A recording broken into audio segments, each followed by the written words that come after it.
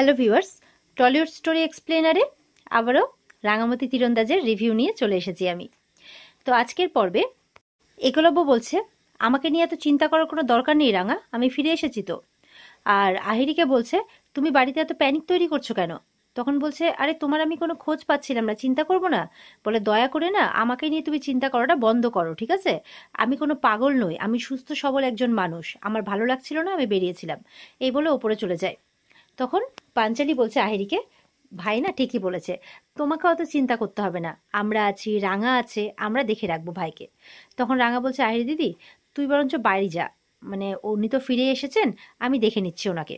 তখন আহিরির মুখটা একেবারে চুপ হয়ে যায়। এবার দেখা যাচ্ছে রাঙা উপরে, মানে দোতলাতে আর কি কাপড় মেলছে। তো সেই সময় নিচে মানে সাত্তকী আর বৃন্দাকে দেখে।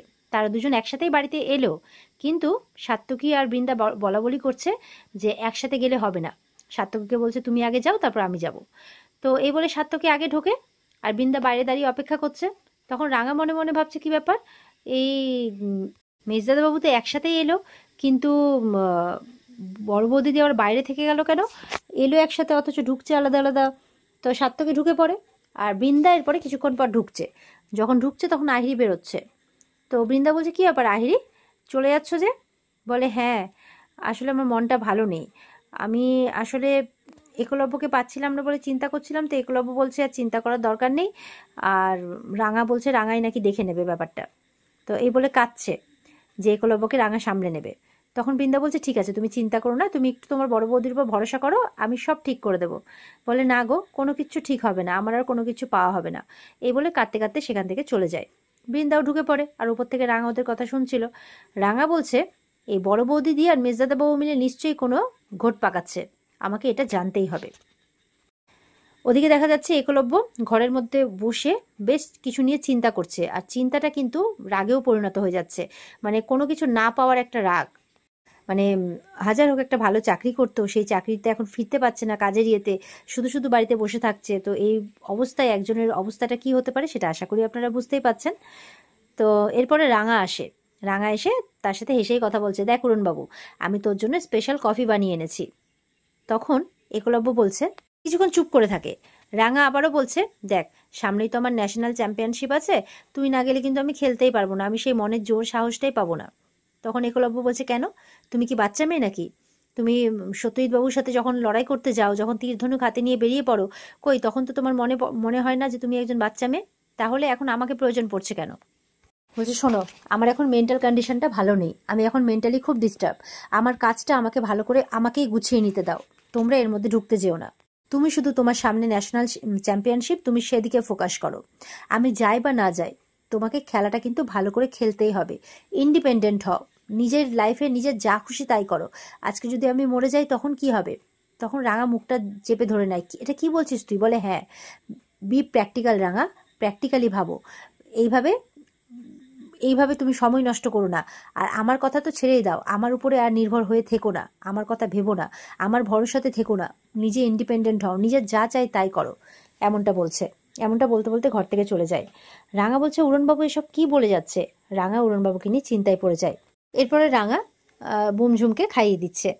তো ঝুম বলছে, আমাকে একটা গল্প শোনাবে? বলে, আচ্ছা ঠিক আছে।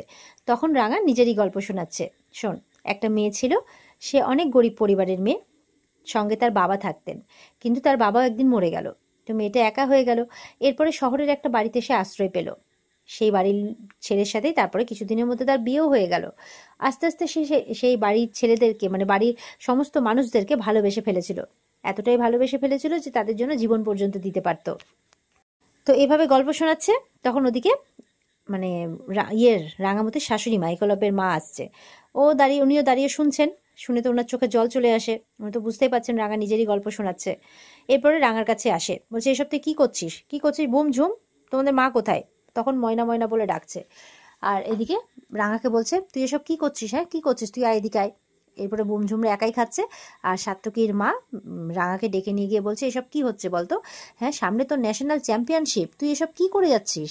বলছে, কালকে কোয়ালিফাইং রাউন্ড আছে, আর তুই কি করে যাচ্ছিস? তুই কোথায় নিজের ঘরে সবকিছু গুছিয়ে টুছিয়ে নিয়ে নিজেকে প্রিপেয়ার করবি, তা না করে তুই এখানে সময় নষ্ট করছিস। উপর থেকে ময়না নেমে এসছে নেল পলিশ পড়তে পড়তে। তো বলে মা ডাকলেন বলুন। বলে বেশিরভাগ দিনই তো পাঞ্চালি বাচ্চাদেরকে খাইয়ে দেয়, তো আজকে একটা দিন তুমি খাইয়ে দিতে পারতে। রাঙার কালকে ন্যাশনাল চ্যাম্পিয়নশিপের কোয়ালিফাইং রাউন্ড আছে, আর তুমি মানে কি করছো বলো তো, আজকেও রাঙা খাইয়ে দিচ্ছে। তো বলে মা হ্যাঁ হ্যাঁ বলতে পারতেন, হ্যাঁ অবশ্যই খাইয়ে দিতাম। এই বলে খাওয়াতে গিয়ে দেখে অলরেডি ওদের খাওয়া হয়ে গেছে। বলে মা ওদের তো খাওয়া হয়ে গেছে, আপনিও না, আমার নেল পালিশটা পুরো ঘেটে গেল। তার মা বলছে বাঁচা গেছে। বলে কি, এই বলে বুম ঝুমকে বলছে এই চলো চলো তোমাদের হাতটা ধুতে হবে, চলো চলো, নেল পালিশটা পুরো ঘেটে গেল, চলো চলো। এই বলে ওদেরকে ওপরে নিয়ে যায়। এবার তো রাঙাকে খুব বকাবকি করছে একলব্যের মা। রাঙাও তখন তার শাশুড়ি মাকে বুঝিয়ে যাচ্ছে, বলছে দেখ মা, তুই আমাকে নিয়ে এত চিন্তা করিস না, আমার তো এখন চিন্তা হচ্ছে উড়নবাবুকে নিয়ে। তো এই কথা বলতে বলতে এদিকে সব্য আসে। মা একটু বাড়ির দলিলটা দাও তো, একটু ম্যাপ ট্যাপগুলো একটু আমার দরকার আছে। বলে কেন, কি করবি তুই? বলে আর বলো না, এই বনমালীদা, তখন উপর থেকে বৃন্দা সাত্যকে নেমে এসছে, দলিল তো ওরা একদম গায়েব করে দিয়েছে তো ভয়ে। তো বলছে যে এই পাড়ার বনমালীদার পাশে দেখো না, আমাদের বাড়ির পাঁচিল নাকি ওদের জায়গায় ঢুকে গেছে, কি ঝামেলা করছে বলো তো, আজকে ম্যাপ দেখে আমি ভালো করে একদম বুঝিয়ে দেবো যে কে কার জায়গা নিয়েছে। তখন বলছে ওফো, এই ঝামেলা তো আগেই মিটে গেছিল, তোর বাবা তো সব বুঝিয়ে দিয়ে এসেছিল, উনি তো বুঝে গেছিলেন, আর কোনো সমস্যা করবেন না বলেছিলেন। বলে তাই নাকি, দেখো আমাকে আবার বলছে, তাও তো আমি আজকে এস্ত করেই ছাড়বো। তখন বৃন্দা বলছে তুমি দলিল নিয়ে কি করবে বলো তো, এবার তোরা ধরা পড়ে যাবে না। সবু বলছে মা বাবাকে ডাকো, তো বাবাকে ডাকো, দলিলটা নিয়ে আসতে বলো।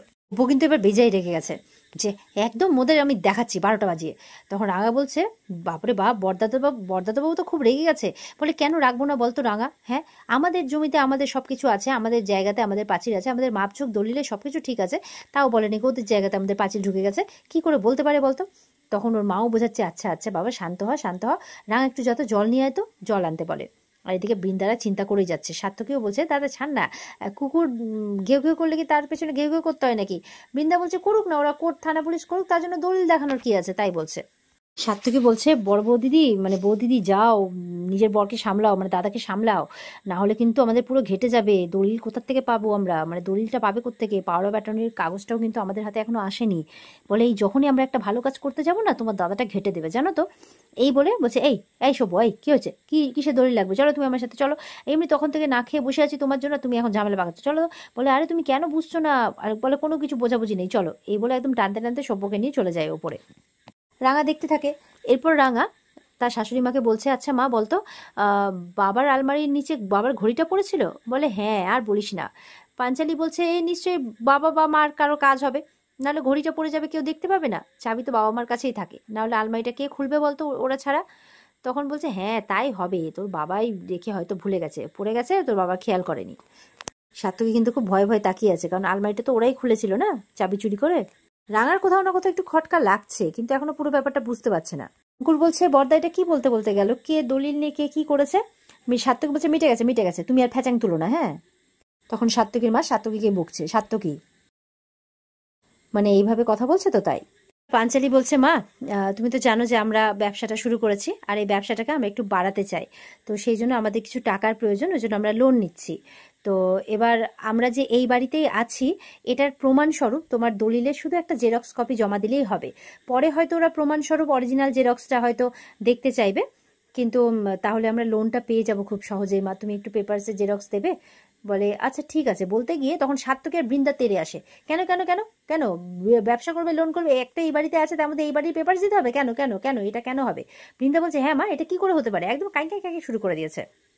তখন পাঞ্চালিও রেগে যায়, সাত্তকীর দিকে তেড়ে যায়, শোন আমরা না সৎ মানুষ, বুঝতে পেরেছিস, তোদের মতো আমরা অসৎ নই, ঠিক আছে, আমরা সৎভাবে রোজগার করে খেতে জানি, সেই জন্য আমরা সবকিছু সৎভাবেই করি, কারোর মতো অন্য কারোর মতো অসৎভাবে নয়। তখন এই নিয়ে যখন বচসা বেঁধে গেছে, তখন সাত্তকীর মা বলছে এই আমি না এই বাড়িতে এইসব নিয়ে কোনো অশান্তি চাই না, ঠিক আছে, ওরা একটা ব্যবসা শুরু করেছে, সেই ব্যবসাটাকে ওরা বাড়াতে চাইছে, তার জন্য ওদের কিছু ডকুমেন্টস দরকার, আর ও এই বাড়ির মেয়ে, অবশ্যই ওরা এই ডকুমেন্টস পেতে পারে, তাতে কার কিসের আপত্তি থাকতে পারে, তোমাদের কিসের আপত্তি, হ্যাঁ আমাদের কোনো আপত্তি নেই, আমরা বেঁচে আছি, তোমাদের কিসের আপত্তি, বৃন্দার সাত্তকী কিসের জন্য এত অশান্তি করছো তোমরা একটা সামান্য ব্যাপার নিয়ে। তখন বৃন্দার সাত্তকী চুপ করে যায়, বলছে পাঞ্চালি তোমার বাবা ফিরুক, তোমাদের বাবা ফিরুক, তো তারপরে আমরা পেপারস নিয়ে বসবো তোমাদের সাথে, যাও ঘরে যাও। এই বলে পাঞ্চালীরা ঘরে চলে যায়। বৃন্দার সাত্তকী তো চিন্তায় পড়ে যায়, তো সবাই চলে যায়। রাঙা তখন বলছে কি ব্যাপার, কি হলো ব্যাপারটা, বড় বৌদিদি আর সাত্তকী দাদাবাবু এরা এত দলিলের কথা শুনলে তেলে বেগুনে জ্বলে উঠছে কেন, কি হচ্ছে ব্যাপারটা, কিছু বুঝতে পারছি না তো। এদিকে তো রাঙামতির শাশুড়ি মা পুজোর আয়োজন করেছে, রাঙা খেলতে যাবে আজকে সেই জন্যে। তো কেউ এখনো আসছে না, তাই বলছে। তো পিসিমণি বলছে যে কেউ কি আসে, বৃন্দার ময়নার কি পুজোর কাজে মন আছে নাকি, কোনোদিনও করেছে? সেই তো রাঙাই কোন ভোর থেকে এসে পুজোর কাজ করছে। বলে তাই নাকি? বলে আর বলো না, আমি ওকে বলে দিয়েছি, এই তুই যা নিজের কাজকর্মগুলো করগে, এখানে তোকে থাকতে হবে না, বলে গেছে। তো এরপরে ঝুম এসেছে, এসে বলছে বুম কি বলবে জানো, এসে বুম দাদা এসে বলবে যে আমাকে বেশি করে প্রসাদ দেবে, কিন্তু কিপটেমি করবে না। তখন প্রমিতা বলছে হ্যাঁ হ্যাঁ বাবু, তোমাদেরকে বেশি বেশি করে প্রসাদ দেওয়া হবে। এই নিয়ে সবাই হাসি ঠাট্টা করছে। এরপরে ময়না আসে, বলে ইস কত সুন্দর ঘুমাচ্ছিলাম, আমাকে উঠিয়ে দিল। বলে একটু পুজো পার্বণে মন দাও, তোমারও ভালো হবে। বলে কোথায় ভালো হবে, আমার জীবনে না আছে সুখ, না আছে শান্তি, না আছে আহ্লাদ, তার মধ্যে আপনার ছেলে দিন রাত খালি খ্যাঁকে খ্যাঁকে খ্যাঁকে খ্যাঁকে করেই যাচ্ছে আমার উপরে। আমি বলেছি যে তোমার কি বাইরে কেউ আছে নাকি, ব্যাস সাত্তকী শুনে ফেলেছে। সাত্তকী এসে আবারও এমন খ্যাঁকে খ্যাঁকে করেছে ওর উপরে। তোর ওর মা বলছে এই চুপ কর তো, তোরা চুপ কর, বস এখানে, চুপ করে বস। বসে পড়েছে দুজনেই ভয়ে। এবার সাত্তকী বলছে দেখো এবার নাটকটা কি জমে। তখন মানে ময়না বলছে না বলতে গিয়ে সাত্তকী চুপ করিয়ে দেয়। মনে মনে বলছে কোন নাটকের কথা বলছে রে বাবা, রাঙাকে ফাঁসানোর জন্য আবার কিছু করেছে নাকি এরা। এরপর রাঙা তার উড়নবাবুকে বলছে নে নে নে তাড়াতাড়ি পাঞ্জাবিটা পরে নে, তো তাড়াতাড়ি নে, পুজো আছে, মা তোর জন্যই মানত করেছিল যে তুই বাড়ি ফিরে আসলে পুজো রাখবে, তাই সেই পুজো রেখেছে তোর জন্যই, তুই তাড়াতাড়ি নে তো। এবার তোকে রেডি করে নিয়ে আমি নিচে পাঠাতে পারলে আমার কাজ শেষ, তারপরে আমি সব কাজ করব।